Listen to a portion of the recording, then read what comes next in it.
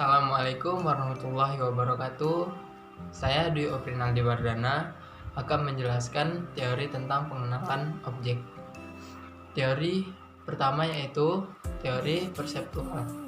Para psikolog yang mempelajari persepsi telah mengembangkan dua teori utama tentang cara manusia memahami dunia, yaitu pertama, persepsi konstruktif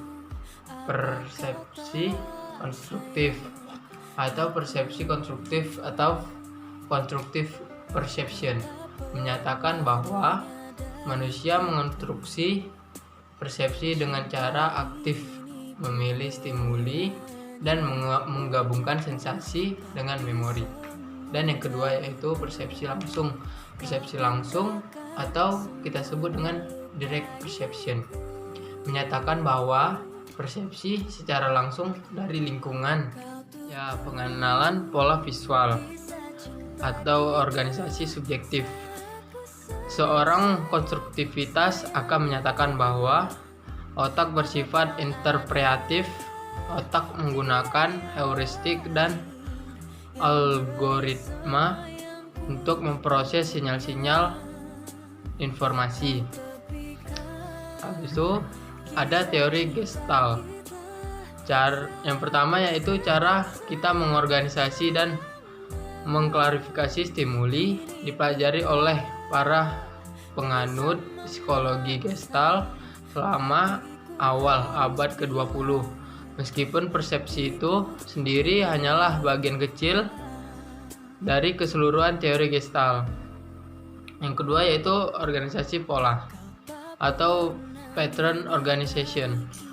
Bagi para psikolog Gestalt tersebut melibatkan kerjasama seluruh stimuli dalam menghasilkan sebuah kesan yang mendampaui gabungan seluruh sensasi. Dan selanjutnya yaitu lanjutan teori Gestalt. Menurut Max Wertheimer tahun 1923, pendiri aliran Gestalt tampaknya diorganisasikan secara natural atau secara spontan, bahwa pengorganisasian spontan terhadap suatu pola adalah suatu fungsi natural dari stimuli dan hanya sedikit berhubungan dengan pengalaman masa lalu terkait objek tersebut. Perspektif kanonik atau kanonik perspektif, sudut pandang terbaik untuk mempresentasikan atau menggambarkan suatu objek atau suatu citra atau image yang pertama muncul di pikiran saat mengingat suatu bentuk. Eksemplar atau eksemplar adalah representasi kanonik dibentuk melalui pengalaman dengan anggota-anggota sejenis dari suatu kategori.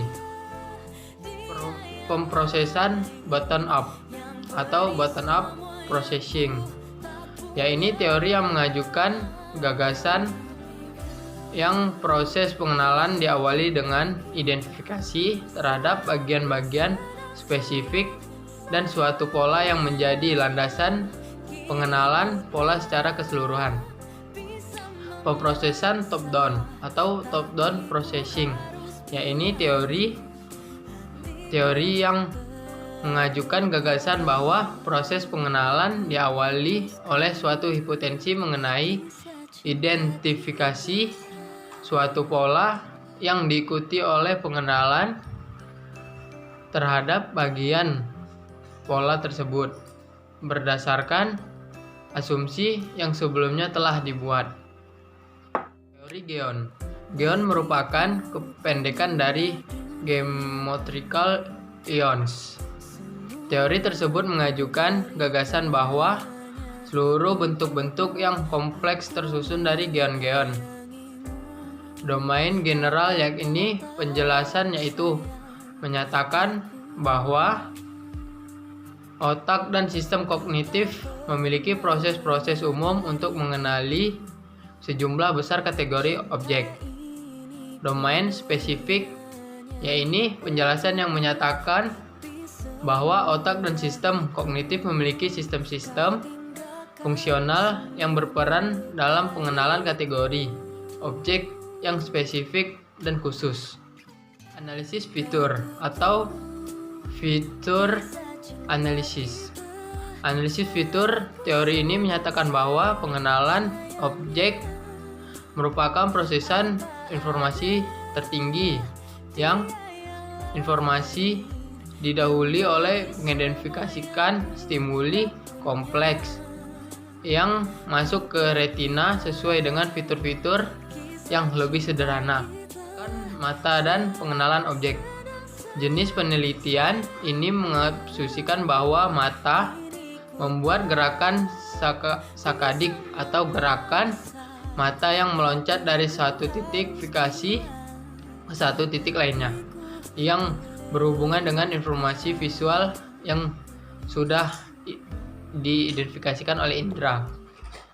Teori tendensi sentral atau central tendency theory.